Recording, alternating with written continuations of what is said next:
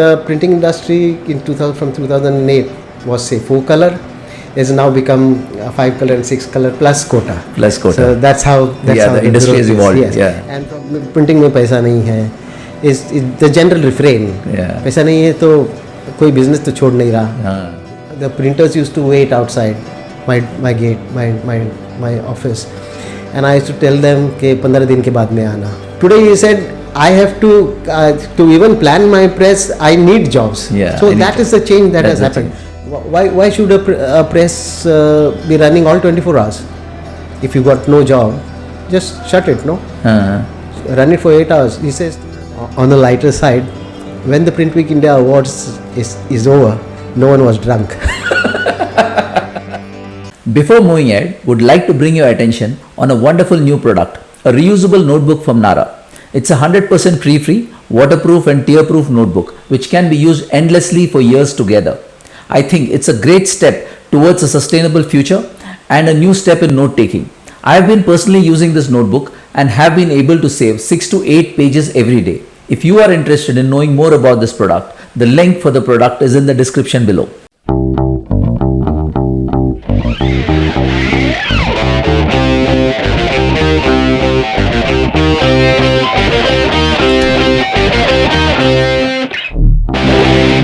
PrintWeek Awards is something which is like so famous across.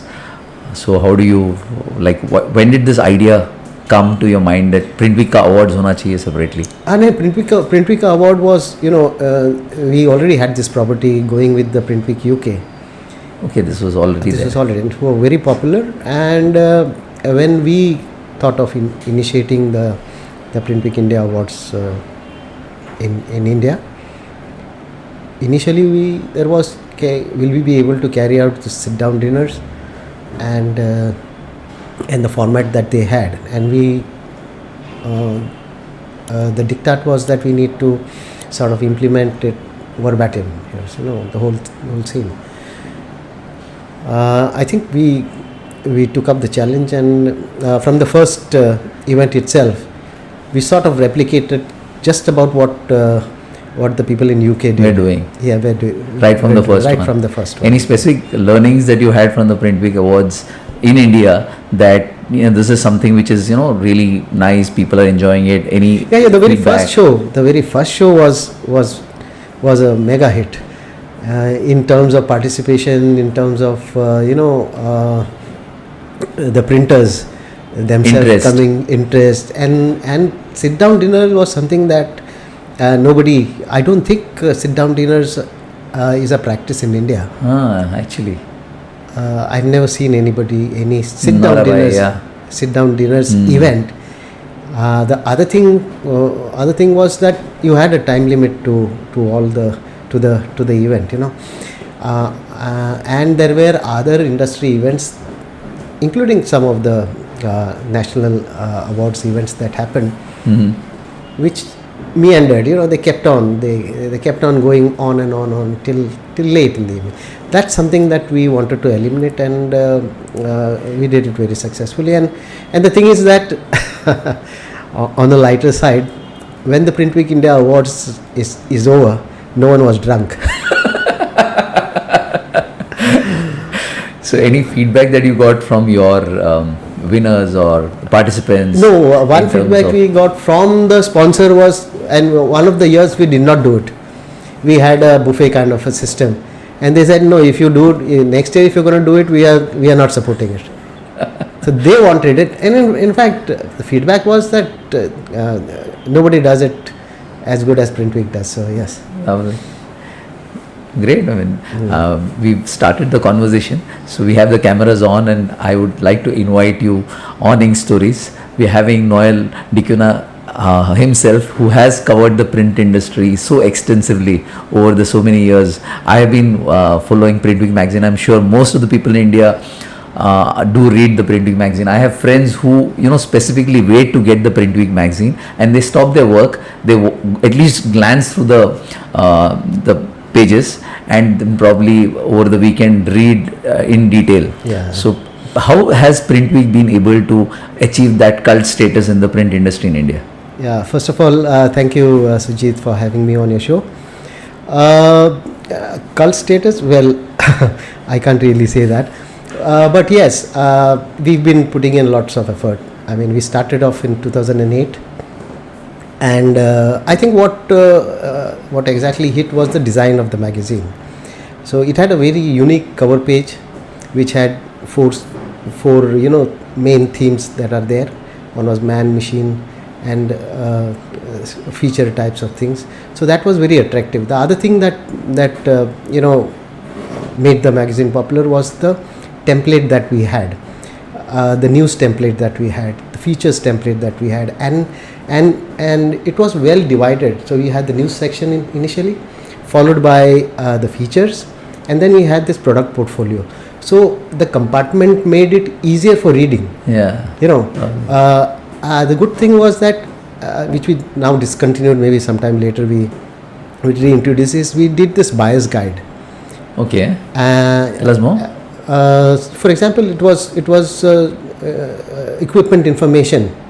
Right. Okay. Buyer's guide. Okay. Buyer's guide. Uh-huh. So what we did was we took a segment, machine presses. So we gave all the information about the presses, whether they are available in India or not, specifications, where you get it from, everything.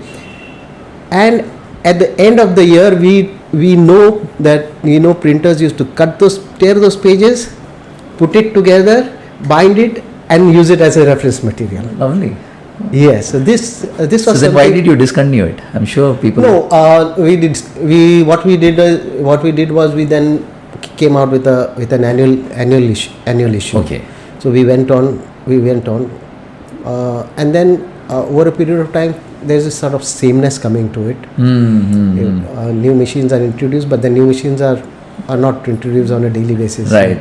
They happen once in 2 years, 3 years. Then became a little bit of a repetition. Right. So we thought we can do away with it. Yeah. Maybe sometime later, when again there are new presses, new information that are coming in. Maybe yes. Okay. So tell us about the PrintWeek.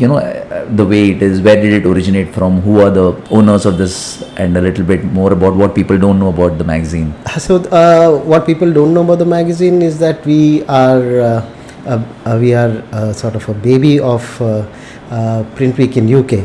Okay. Which is owned by Haymarket Media. It is then. They have more than 150 magazines. Oh, lovely! 150. 150 across the world. They're not just in UK. It's a UK based company, and they have PrintWeek. Magazines across, and they also owned print magazines in Australia. Okay. They had one in Russia. Okay. And one in India, and there was a franchisee run in Dubai, and I think they had one in Ukraine as well. And they had online presence in the US. And then at one point of time, they also bought Drucken and Median, which is a German magazine, print related. Of course, a lot of them have been hived off now. Okay.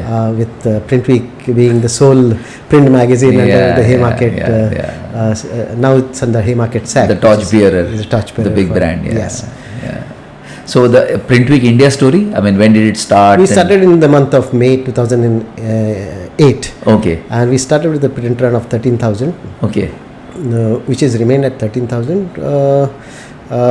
But what we are seeing is that one magazine is read by more than one person. Sure. So we for sure know that at least 8 to 10 people are perhaps reading one magazine. I'm sure. So that is our subscriber base. Lovely. Yeah. So that's how it is. So the first issue was published. I think it was a Drupa issue. Okay. 2008. 2008. It was published on the 16th of May. Okay. 2008. No, it wasn't. It was pre-Dupa issue. Okay. And we were told there will be no extension of the deadline. Okay.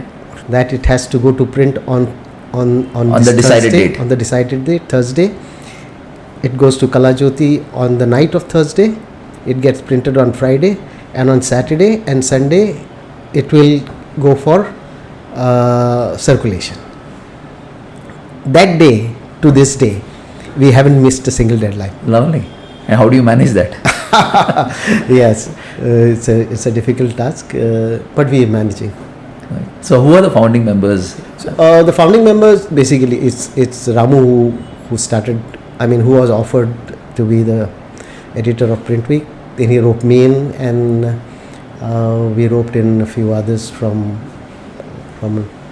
one from Delhi, and then we had a correspondent in Chennai, and 3 others besides me. Okay. To work. So we have 4 people in Mumbai, 2 in Delhi, 1 in Chennai. So you started off with 2 members, 3 or more? No, we started with 4 members, 1 in Delhi. And how many now? Now we are about 6, 7, 8, 9, around 10 people now. No, yes. So you're covering the entire print industry. These 10 guys are responsible. Yes, so, yes. So tell us about the print industry, and that's what we want to listen. I mean, you have covered other people's stories. So about how you got into this particular industry. Were you related? Did you have anyone? So my journey with the print industry started sometime in 1991. That is when I met Ramu. I was working with a central government organization.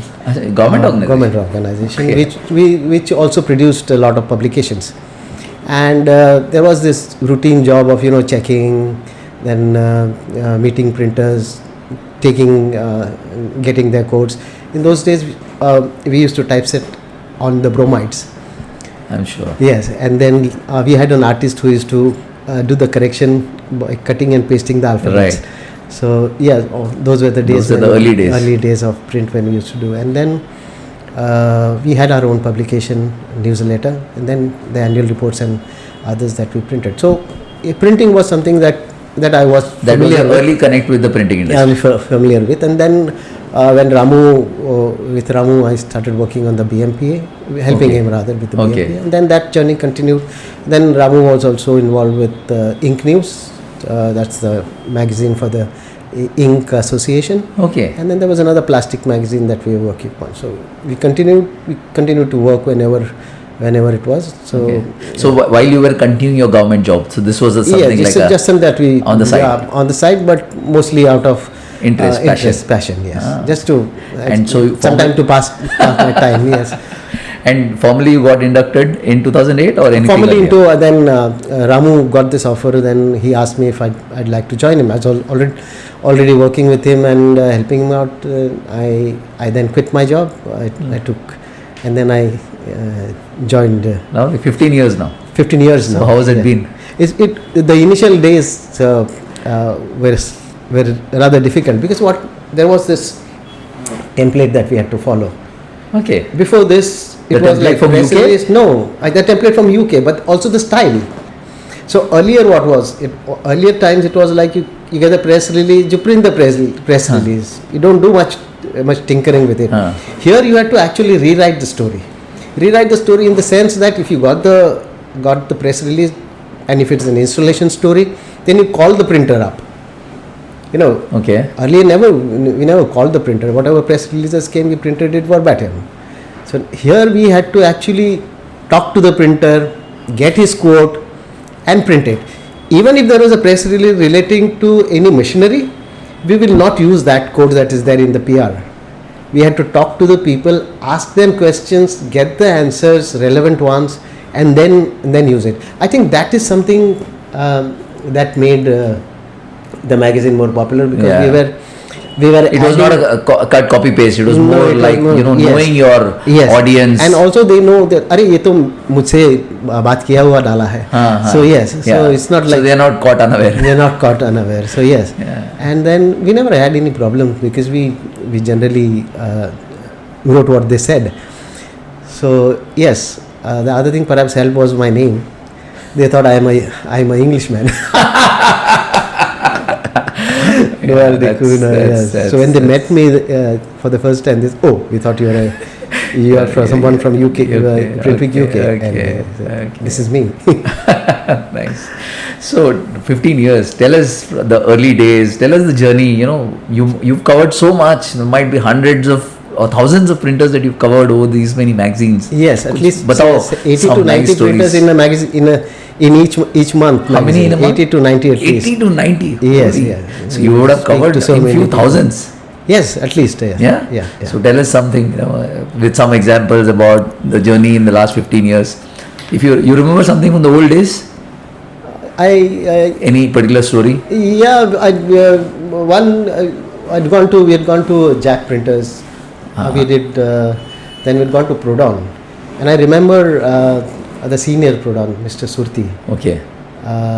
He was such a, entu katle, they say. And he spoke about the press. And at that time, they had bought a new press, the Mitsubishi Diamond 3000. And the kind of prints that they used to produce was phenomenal. I mean, it was high quality printing that they did. And then we had the likes of Jack as well. Yeah. And you're talking about Khushru Patel. I'm talking about Khushru Patel. Sure. And what I liked about Jack is the greenery that you encounter the moment you enter into the very plant. Very positive energy emitting out of it. Yes. So yes, the rest of the thing, to put it very in a nutshell, is the printing industry from 2008 was, say, 4-color. Has now become 5-color and 6-color plus quota. So that's how the industry has evolved. Yes. Yeah. And from little converting machines to the likes of now people investing in box. So I had gone to Ahmedabad the other day. The name of the company is Box Tool. He doesn't do printing. The name of the company is Box Tool. Okay. He doesn't do printing. Okay. He just designs it and he converts it. Please explain a little bit more. So what he does is he designs it. Okay. He designs the box, gives it to his clients. They approve it. He gets the artwork printed outside on job work, and he converts it because he knows the design and what kind of conversion should go in there. So he's doing the post press. He's doing the post press. That's what we call it in packaging. It's called converting. Yes. Okay. Yes. Okay. So yes, and I saw some of the products, lovely products. It's a new company, new age company, or no? It's not a new age company. Business? No, it's a family. It's not a family-owned business. His father was a waste dealer. Oh, he's not from the industry. No, he's not from the industry. He started as a dealer for waste. But then he said, "What is waste? Let me get into something new."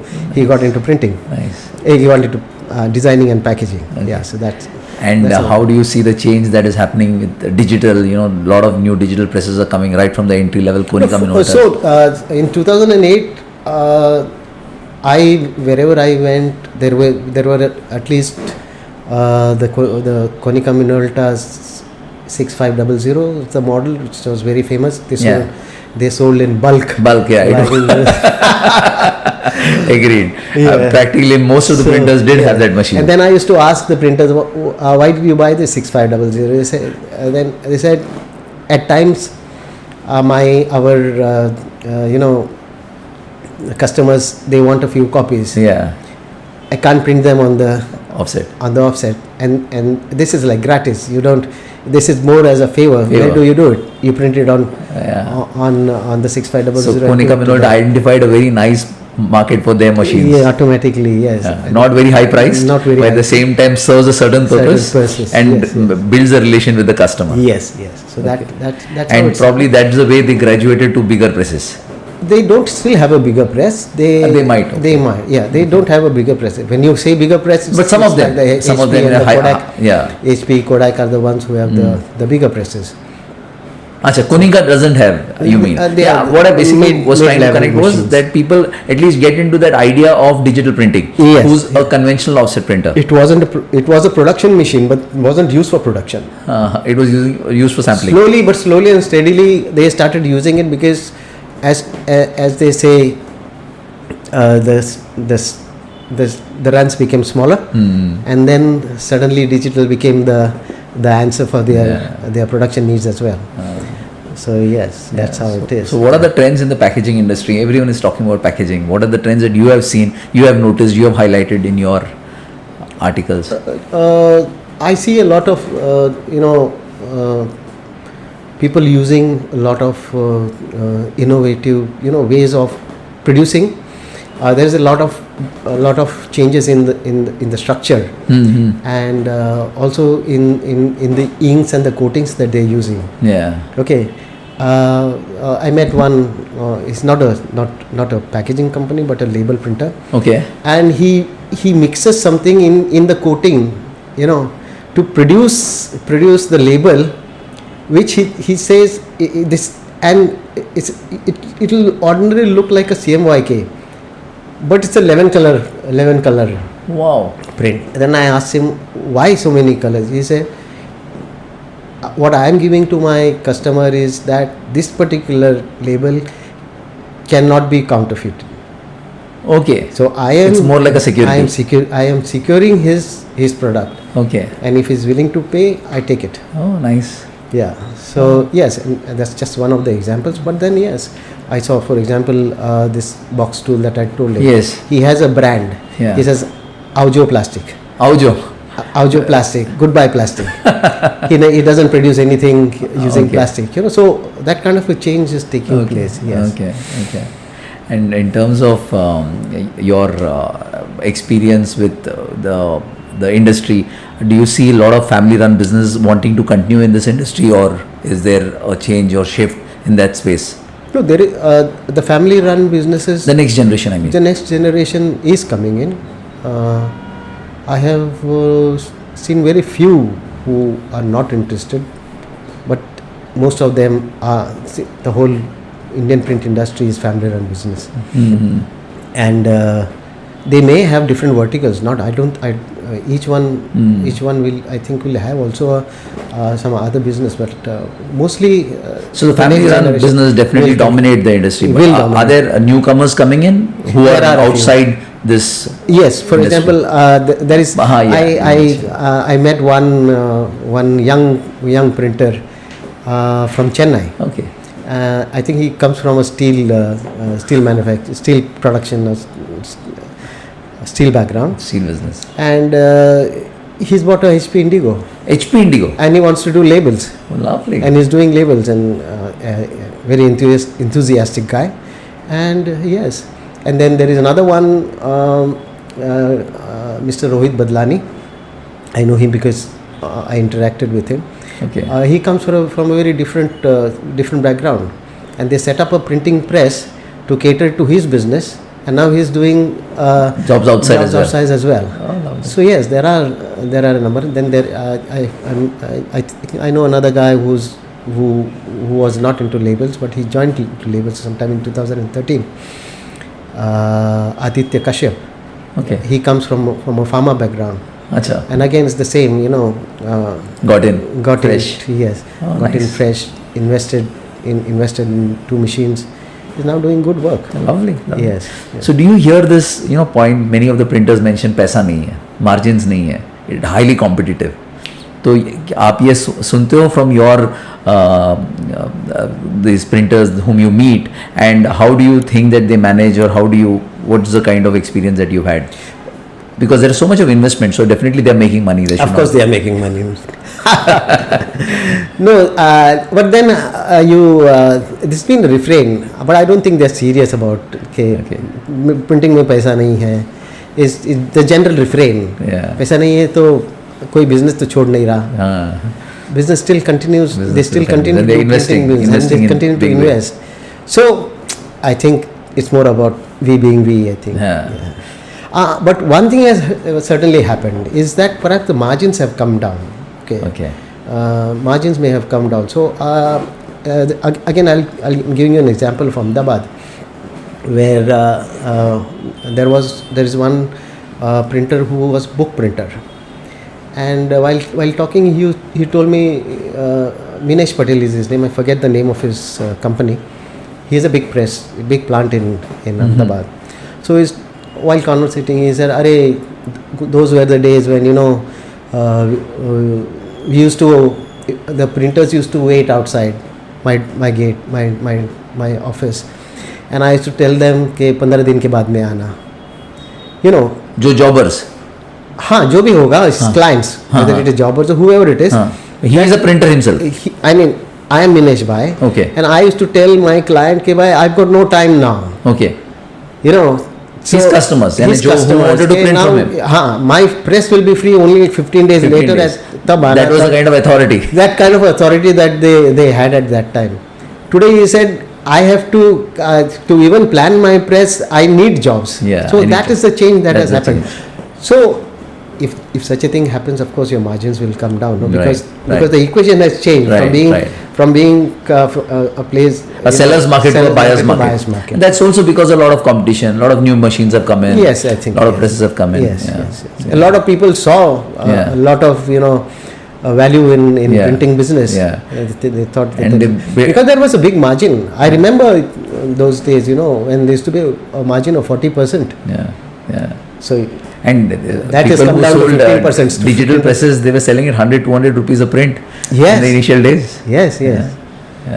So which probably might have come down now, but I'm sure people made a lot of money. And it's just about changing your way you do your business, because money is always there. It's about how do you identify those pockets where you make profitable business. It is where you identify. That's how it is. You have to identify the pockets where you can make money. Again, there are some printers who are still old school. So I talking to another young man in Ahmedabad, and he was asking me the same thing, and I told him, look, why should a press be running all 24 hours? If you got no job, just shut it, no? Run it for 8 hours. He says, that's what I am doing. If there is no job, I don't run my press. Okay. I'm saving on energy, I'm saving on... See, every time you run a press, there is wear and tear. There is a cost, he says. So, those are the things that you do. Again, I told him, but that he told me that his father had this thought process. So, if you have a press, you got to run it. But then the new generation is changing. Yes. So, how do you see the print industry dominance from metros moving to tier 2, tier 3 towns?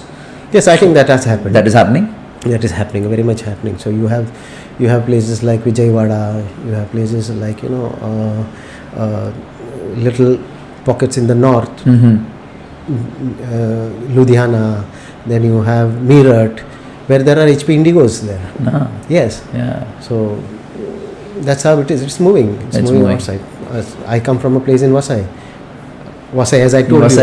You were mentioning. There were only two printers in West, and that was about it. Now there are 250 printers plus. I don't know now. There might be more. There might be more. What the figure of 250 is about 4-5 years ago. And not many large printers left in Bombay. At least only their offices. Yes, if at all there is any presence left. Yes. Most of them moved out. Moved out of Mumbai to Bhiwandi and Vasai. I'm sure that would be the case. You go to Vasai and the plants are really big plants. So I think the old days of 2,000, 3,000, 5,000 square feet is gone, and now we are moving to 25,000 plus 50,000 and 1 lakh square feet. Yes. 1 lakh is now. 1 lakh is a new norm. New norm, yes. 1 lakh is the new norm. So you see a lot of consolidation also coming in the industry?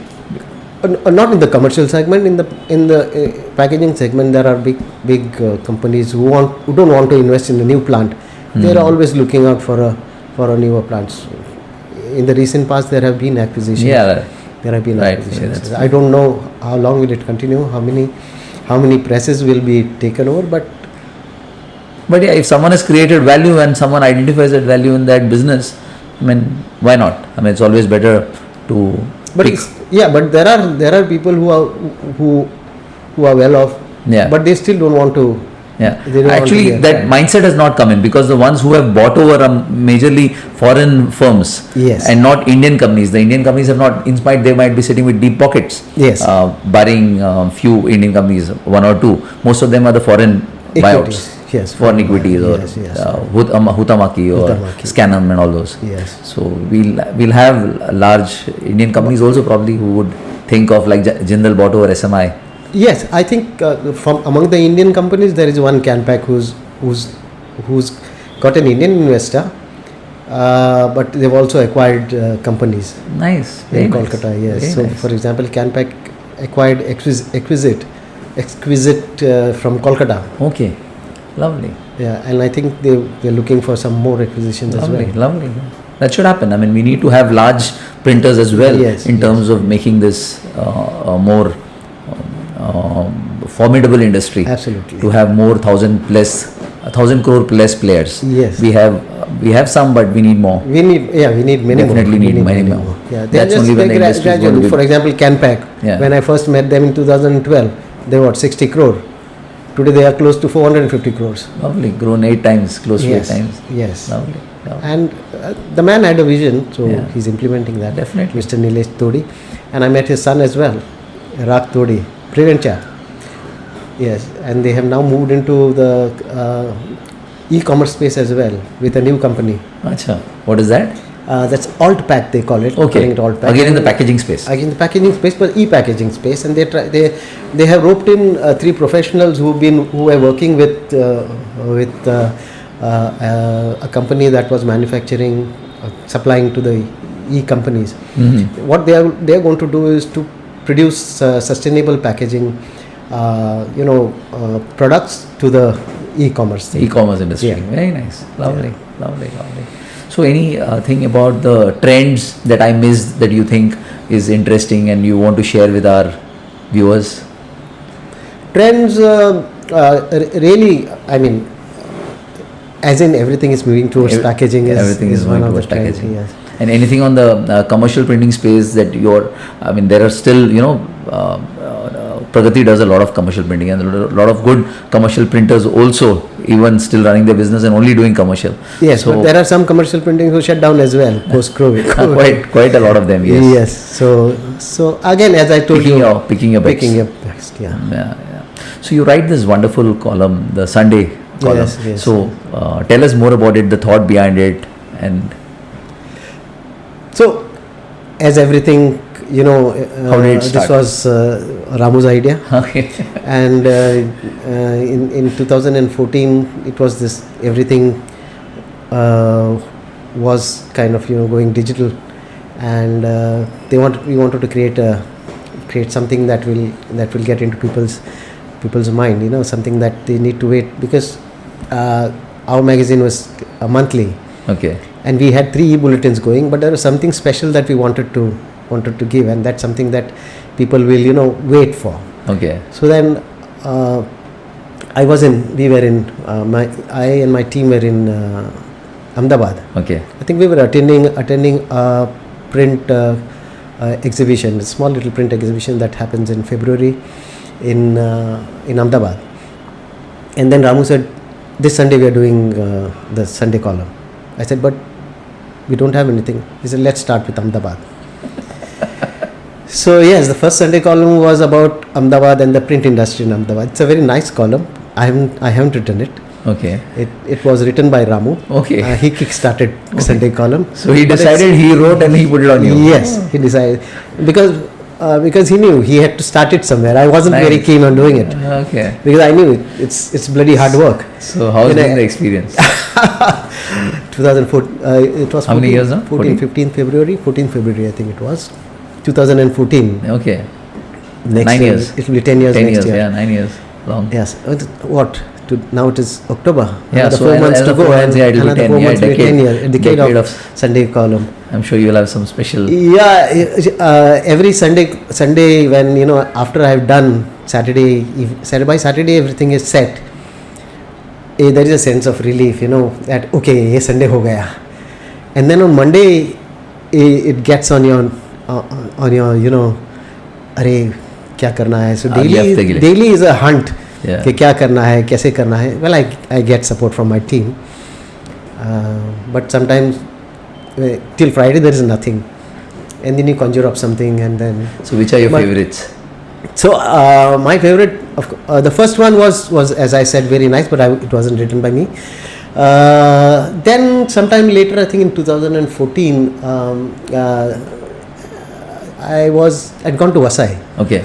And there I have a friend, 2 friends rather, and we have a group called 3 Musketeers. Okay. And so we just thought came up, and then my friend called me up and he said spoke something about that 125th anniversary of Charlie Chaplin. And then at that time Ramu's play Zaz was also. Charlie Chaplin also happens to be a printer. Yes, he happens to be a printer. That's how it was connected. So this initial intro was because I am a big fan of R.D. Burman, and every time we met at this particular joint called Kinara in Vasai, it's next to the seashore. We always spoke only about R.D. Burman and the music. Every time we met, we only spoke about R.D. Burman. So yes, I'm a hardcore fan. We are a hardcore fan of mine. I named my son Pancham also after him. Yeah. So, and then that was the start. And then moved on to Charlie Chaplin, and then so that was a fun piece. Oh, nice. It was nice. Memorable one. Yes. Anything? Because I got a lot of feedback. Particularly, there was one sentence that was used in that thing is, but let's not digress. That was the single line paragraph. But let's not digress, and then move into the next one. It was, the setting was there for the next thing to come. Right. So that was a nice little. Right. Yeah. Any other interesting? The other interesting thing that I had attended inaugural ceremony of a plant for Toyo, and the chairman of Toyo, the Japanese name are a little difficult to remember. Sorry, I can't remember the name. But during his course of presentation, his keynote, he shared some really insight, and then I had an opportunity to talk to him, and he shared three things about how to go. If I remember correctly, one was to continuously inaugurate. Two was going global, the global scenario, and third was break and build. So break and build was not to break anything. It was technically that you replace the old one and reinvent your process. Reinvent your thing. Okay. So that was a nice message that was there. I think. And you connected that with the printing industry. In the printing industry, Wow. And I think even in today's time, if I don't know whether it's still available on the net side, because we had a little reshuffle in the net, but it is still a very relevant piece, I think. I'm sure. Yes, and I would go one more when in the midst of the COVID crisis, I had an opportunity to talk to Narendra Parchuri of Pragati. And the conversation was supposed to be about an installation, but installation just became the beginning, what they call it, starter, and but larger thing came out was how to tackle the crisis. Okay. And it's there on the net, and I think even was quite well received. And I think what he conveyed was work to your strength. Mm-hmm. Some specific examples that you remember from that? I remember where he said, I asked him, how does one, because say for example somebody in the commercial segment, does he need to invest in new machines so that he can, when one talks about growing, it's already investment. He said no. For example, he gave his own example. He said, I have packaging machines, and if there is a book that I want to do and I don't have, I can always use some of the elements of the packaging machine to convert my hard case books there. Right. And there right. are those. So use your resources efficiently. You use your resources very efficiently, and then you can do. He said, of course, his commercial printing is also down, but he said there are certain things that I can do, which I will do, which I can do. Right. So, but nice. then, yeah. Lovely. So, I mean, you are having the digital age that we are surrounding with. You are printing a magazine which is famous, and more power to you, and you do wonderful stuff. But has it ever occurred to your team that with people seeing or spending most of their time on the phone, do they really want to pick up a magazine and read? Has that ever occurred as a discussion in your office? Or have you thought of reaching your audience in a different way? We do. You do? We have a digital presence as well, but I think the print magazine is doing well. I'm sure it is doing well, but I mean, in terms of the future, do you feel that there would be some changes? No, I don't think there will be any change as far as the print runs are concerned. Print will, because I think technically in India we are the only print magazine standing. That's also there. Yeah. So and the very fact that we still get emails when the people don't receive their copies is a proof that people are reading the magazine. I'm sure. Yes. I'm sure. And what is the reason? Every time I go to a print house, even I was in Ahmedabad, and I can show you there were magazines, only PrintWeek magazines that I could see. So it's a good feeling. Every time I go to printer's office myself, I see a lot of PrintWeek magazines. Yes. And that's the only magazine. And my question, which I've had always in my mind, that why have other magazines not been able to even replicate, 10-20% of what PrintWeek is? I mean, in terms of, even if they blindly copy, they would have had a pretty good product. But why is it that PrintWeek has been so successful? What is the reason? I think in terms of the magazine, the quality of the magazine that the content also that we produce. That said, I happened to meet my competitor in Switzerland the other day, and he handles a few magazines. He's also in the industry for the last 40 years. So that's Mr. Noel D'Cunha of IPP. And then I asked him, sir, how do you manage so many magazines? He said, no, I'm not managing, I'm mismanaging. So the answer is there. You need people. Yeah. And it's very difficult to find people to work in the magazine. You're doing a phenomenal job. I mean, in terms of, it's a great window for many printers who are otherwise shy and not very open to speak to the general public, to get information, and PrintWeek is one of the source of information, I'm sure, for many people. So you're doing a great job, and I'm sure you will continue to do even better stuff than what you've been doing. Yeah, thank you. So just moving towards the last two questions that we generally ask all our guests is, one is in terms of I always wanted to have you, in terms of your journey, your perspectives about the industry which you shared with us, and thanks for that. So you have anyone else in your mind that you could think who could bring a lot of good perspective and for our viewers to know about the print industry? Not necessarily printers only, they could be from the packaging space, they could be any kind of printers, paper suppliers, anyone that you think of?